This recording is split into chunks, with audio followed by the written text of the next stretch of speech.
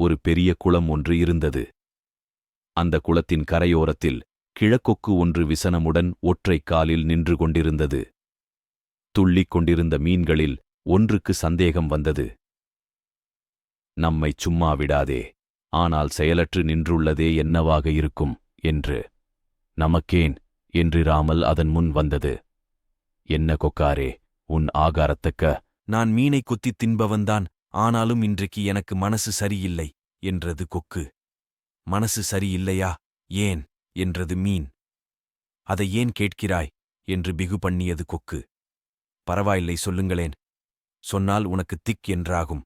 மீனுக்கு பரபரத்தது. சொன்னால்தானே தெரியும். வற்புறுத்திக் கேட்பதாலே சொல்கிறேன். இப்போது ஒரு செம்படவன் இங்கே வரப்போறான் என்று இழுத்தது கொக்கு. வரட்டுமே, என்ன வரட்டுமே? உங்களையெல்லாம் ஒட்டுமொத்தமாக பிடித்துச் சென்றுவிடப் போகிறான். ஐயையோ! உடனே அம்மீன் உள்ளே சென்றுவிட்டது. சில நிமிடங்கள் ஆகியிருக்கும். பல மீன்கள் அதன் முன் துள்ளின. அது மட்டுமா? ஒட்டுமொத்தமாக நீயே எங்களையெல்லாம் அந்த அபாயத்திலிருந்து காப்பாற்றேன் என்று கெஞ்சின. அபாயம் சொன்னவனே உபாயமும் சொல்வான் என்று அவைகள் யோசித்து கொக்கிடம் உதவி கேட்டன. நான் என்ன செய்வேன்?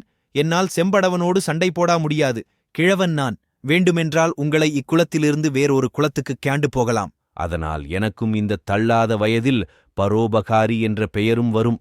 நீங்களும் பிழைத்திருப்பீர்கள் என்றது கொக்கு மிகவும் இரக்கம் கசிய. மீன்கள் எல்லாம் தம் உயிரைக் காப்பாற்றிக் கொள்ள அதன் பேச்சை நம்பின. அபாயத்தை அறிந்து சொன்ன நீங்களே உபாயத்தையும் தெரிந்து சொல்கிறீர்கள். அப்படியே செய்யுங்கள்